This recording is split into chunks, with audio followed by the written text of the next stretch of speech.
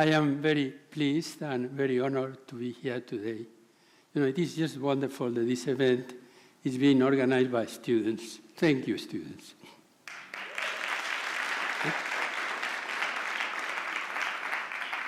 These are the three fundamental properties of genetics. If you understand these concepts, you will have a very good grasp of genetics. First, information. What parents transmit to children is DNA, which is this famous molecule, double helix molecule. It is information. It is a sequence of letters which are of 4 kinds, and they are shown here. A, C, T, G, but there are 3 billion of them that we inherited from our father and 3 billion of them that we inherit from our mother. If we were to print these letters in a book, it will take 500 volumes the size of the Bible just to print one genome, the one that we get from our father or from our mother. So there's an enormous amount of information there. Needless to say, when we store the information contained in genomes, we don't print them. We use electronic ways to convey the message from scientist to scientist or to store the information. Well, this is the double helix that has been unwound so that we can see the letters.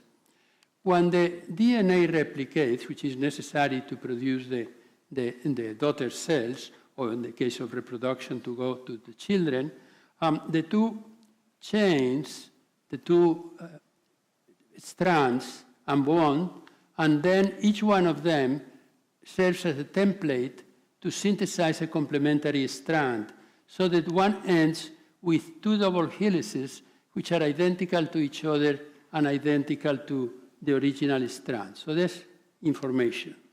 Now we have mutation. Mutation means change. Mutations account for the process of evolution, the origin of new species, but they also account for the hundreds and thousands of diseases that we suffer, as well as other animals and plants.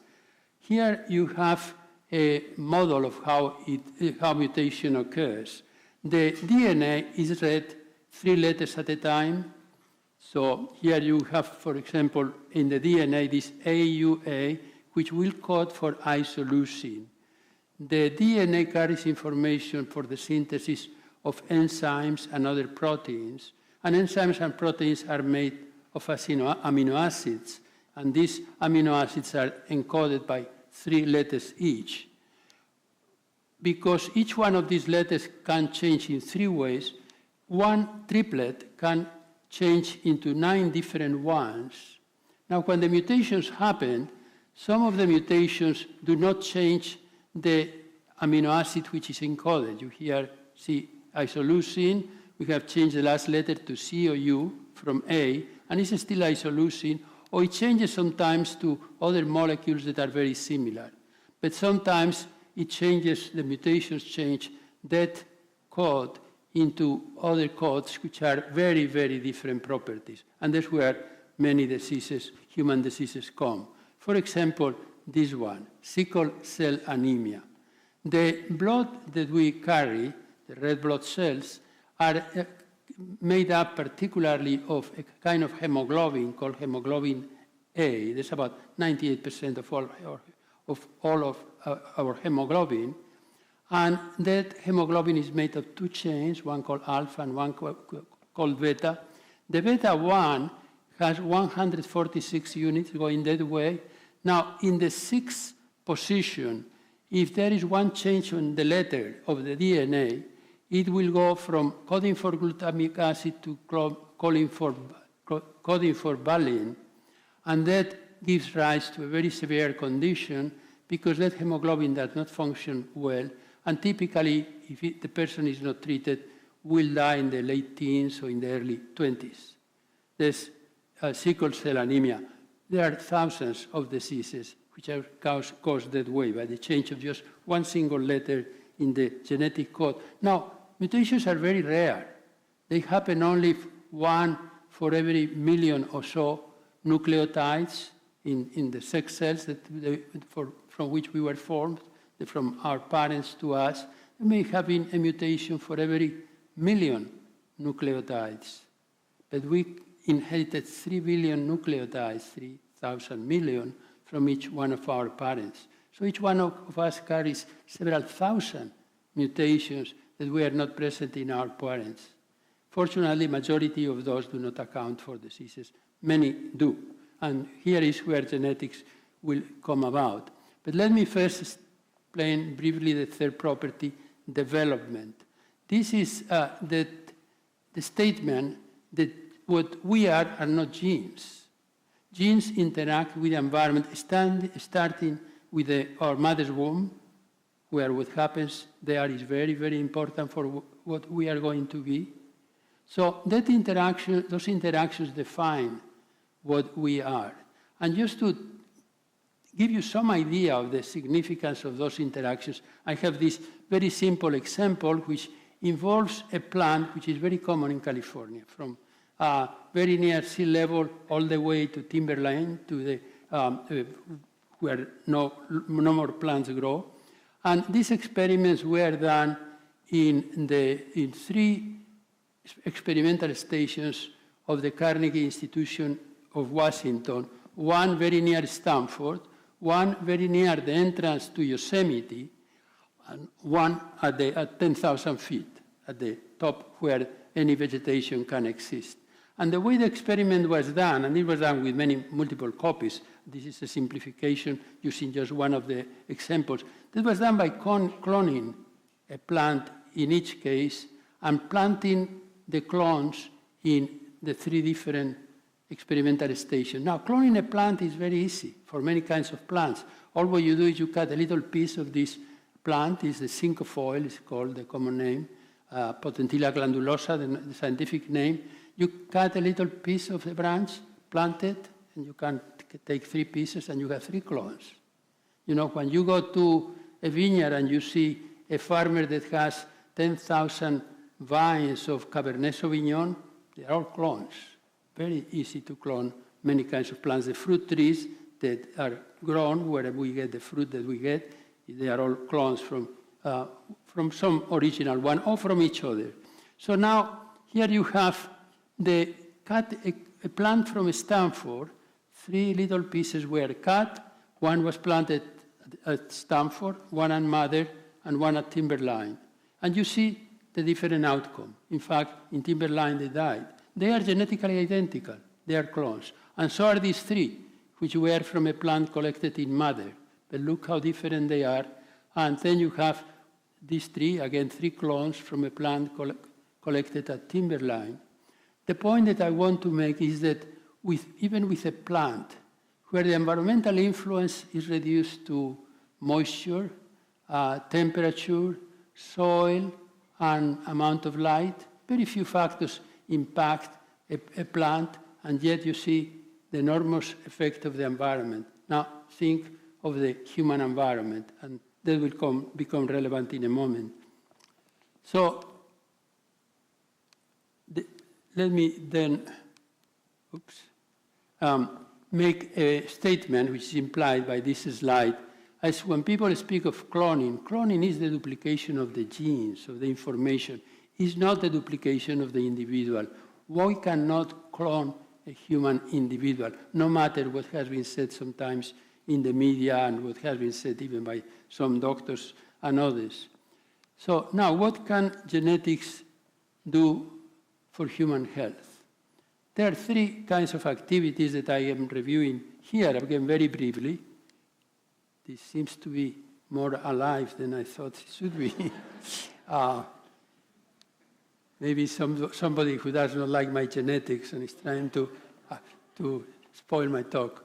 Anyway, here we have genetic counseling. This is simply what it says. It's just advising people who... advising people about genetic conditions that they may have inherited, or they may have caused. And I am mentioning, for example, sickle cell anemia that I mentioned a moment ago. Think, for example, of two people who know that they are members of their family that have had sickle cell anemia. The gene for sickle cell anemia has a frequency of 1% in the African American population. Other genes have frequencies in other populations even higher than that. So two people who are going to marry or who are married and want to have children can go to the genetics clinic, and there are clinics now of genetics in all hospitals and in many other places, and be tested, and it's very easy to find out whether they are carriers of the gene for sickle cell anemia. And then the genetic counselor will tell them, if you carry the gene and you also carry the gene, then you have a 25% probability that your child will suffer from sickle cell anemia. At which point, of course, the genetic counselor has not much to do. It's up to the parents to decide whether they want to have a child and take their chances. And if the woman gets pregnant, they can ascertain right away whether the child is going to suffer from sickle cell anemia or not. But once again, the decision of what to do next is to the parents, whether they want to abort. Many people don't do that for moral reasons. Other people would think they have obligation to abort because a child with sickle cell anemia is going to use lots of medical resources and social resources. But anyway, that's not what genetics does. Genetics tells the parents what the probability of having a defective child is and tells them whether the child is going to be defective or not. There are many conditions which are not necessarily hereditary, but are conditioned by the circumstances of the parents. A very important one is Down's syndrome. You probably have heard of that. That's caused by a child who has 3 copies rather than 2 of one of the small chromosomes, chromosome 23. And this graph shows the probability of having a Down syndrome child as a function of the age of the mother. This is this line. So before age 35, the probability is very low, 1 in 1,000 or less. When a woman is in the 40s, it is maybe more than 1 in 100, maybe as much as 1 in 50. And so that although most children aren't born, this is this line here, to women who are 25 or 30 years of age, most Down syndromes are born to women which are 40 or older. And you know a woman who had a Down syndrome, you know the candidate for vice presidency of the United States in the last cycle, Sarah Palin, her last child, and sometimes he was in public with him, is a Down syndrome child. The current candidate for the presidency, Rick Santorum, has a child with the same, similar problem. Again, Sarah Palin was in her 40s when she had the last child. The wife of Rick Santorum was also in her 40s when they had their last child. This is something which is called trisomy 18. It's 3 copies of chromosome 18. It's even more severe disease, the Down syndrome. Well, again, what genetics can do is for a woman that is pregnant, then ascertain whether the child is going to have one of these problems or not. What to do next is up to the parents. It's not up to the geneticist.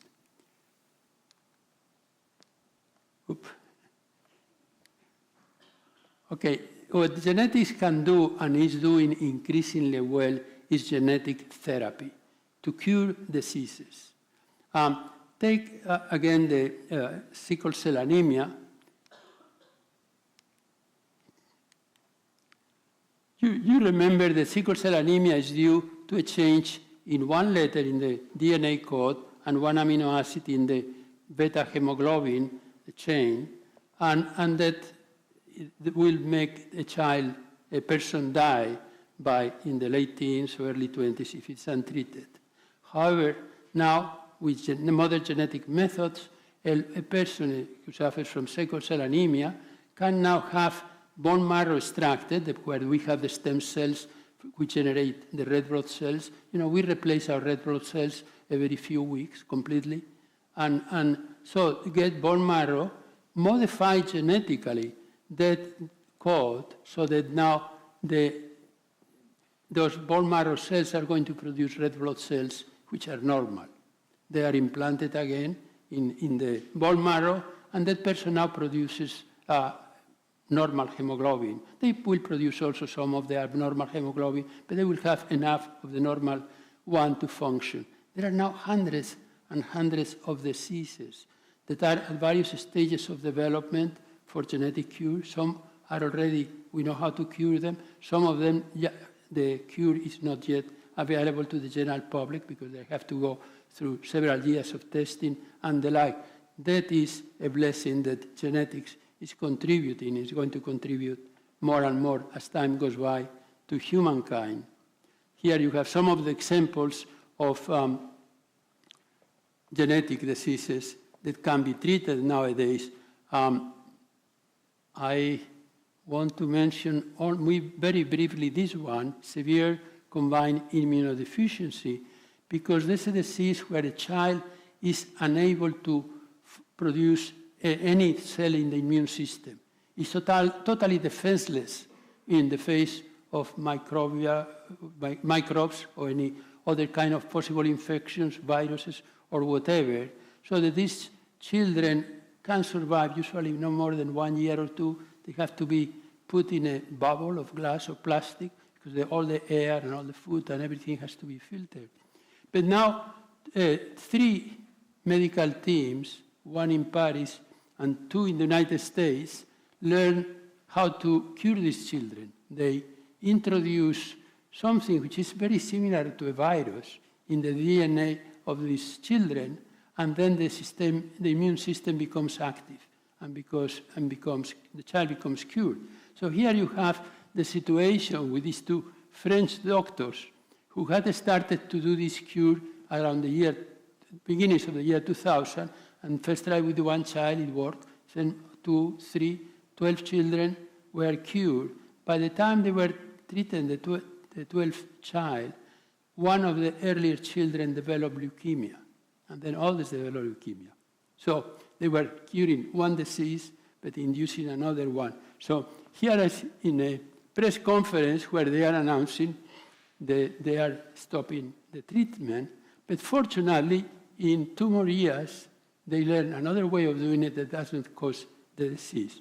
And these are the announcements in 2004 and 2005, saying that now we have method to cure these children who would not live more than 1 or 2 years, and again at a tremendous cost to the parents and to society.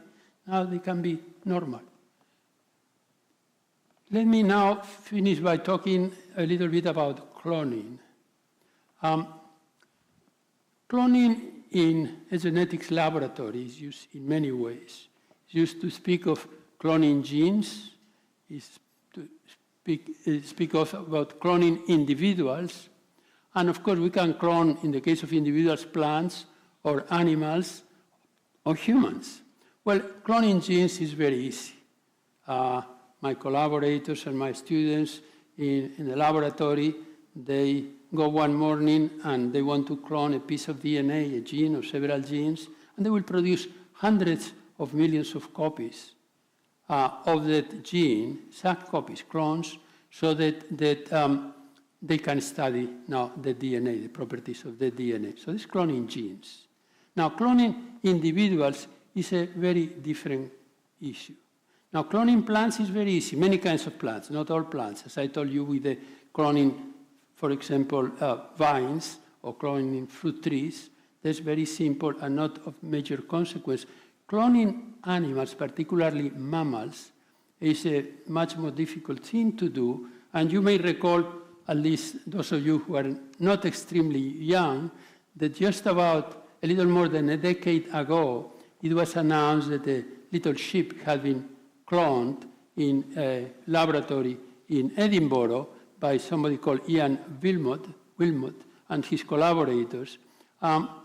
Now, this famous Dolly sheep was in the news because now people anticipated that one could clone cows and chicken and pigs and what have you. But actually, the cloning of these animals, and that has been done. There now it's very common to clone all sorts of mammals, including domestic animals. It's much better to have a cow, which is a great producer of milk in a dairy, to have it cloned, than to get her to mate with a male, and then to have a baby who may or may not produce as much milk as the mother.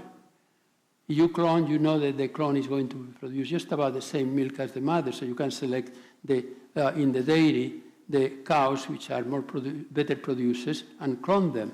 But there are technical difficulties, and some of them are indicated here as they were seen, particularly at the beginning of this process. Wilmot, the one who cloned Dolly, pointed out that it had taken them 270 efforts to produce Dolly. So the 269 failed. Now, today, the exit is much greater, but most of the cloned animals, I'm talking again sheep, dogs, horses, cows, pigs, most of them tend to have various kinds of problems, health problems, mostly organs that don't function well. They tend to age very quickly. Dolly was killed when still was relatively young, precisely because he was aging and he had several defective organs. Now, this technology will improve, and I think that within a decade or two, we will be in a society where many of the domestic animals are cloned, and they will represent an enormous improvement for human society in terms of cost, efficiency of productivity, and the like. But what about cloning human individuals? Well, remember the statement that I made earlier. You can clone the genes, you cannot clone the individual. And I used as an example this plant, the cinquefoil. Can you imagine with an environment as complex as we have humans, if you were to clone a human, as some people have said that they wanted to be cloned, assume for a moment that I am vain enough that I have to have Francisco Ayala cloned. To get Francisco Ayala cloned, not only there has to be an egg with my DNA, but there has to be my mother in the same womb. And my mother, unfortunately, is not around. And I would the new baby would have to go to the same schools and have the same brothers and sisters and have the same life history. That's completely impossible. If factors as limited as they impact the growth of a plant, like cinquefoil, can have such fantastic effects, can you imagine the effects that the complex human environment has on human beings? So you can clone the genes of an individual, but one cannot clone the individual itself. Also, one point that was clear from the experiment with cinquefoil is that you cannot say what genes are best or what environment is best, because it's the interaction between the two that works. You saw how some clones work better in one environment than another. There is one final statement that I want to make, concerns some other use of cloning humans, but not cloning human individuals, but cloning human cells and human organs. As you know, there is a great interest now in the genetics community and in other medical and scientific communities to use stem cells, human stem cells, to learn how some cells become kidney, some other cells become liver, some others become blood. This is the purpose of so-called stem cell research, because imagine now a person who needs a transplant, a kidney transplant, when he or she has to wait for a donor. Moreover, the donor has a different genetic makeup, so very often they will be rejected, the transplanted organ. But if you now take a cell from this individual and produce a kidney, then you are giving that individual his own or her own kidney. There will be no problems of rejection, and there will be theoretically no limit as to how many organs you can produce. So the potential of this research, stem cell research, is enormous. Also in another area, learning how some cells reproduce. If I cut myself, I may bleed a little bit, I may have a scar, but eventually skin will grow back. But if I cut my nerve cells in my spinal cord, even if it's a very small cut, the cells do not grow back. So there are 500,000 people approximately in the United States who are paraplegics or hemiplegics because they have had mostly car accidents where they have had a few cells destroyed at the base of the head, and that's enough to make them paralytic for life. If we learn to grow nerve cells, and right in this university, there is a lot of activity in stem cell research, and some scientists already have succeeded in making nerve cells to grow under conditions similar to the one I am describing. They are doing the experiments not with humans, they are making them with rats, but the principle is the same. So imagine the benefit to humankind, the benefits that genetics can bring, diagnosing disease, curing disease, producing organs for transplant, curing hemiplegics and other ones, and other conditions. So genetics is a science which has produced and continues to produce, and is going to produce lots of benefits to mankind by curing diseases, but not by producing a new Superman. That's what genetics will not do for the reasons I have given you.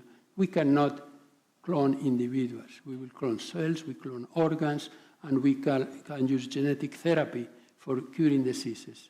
Thank you very much.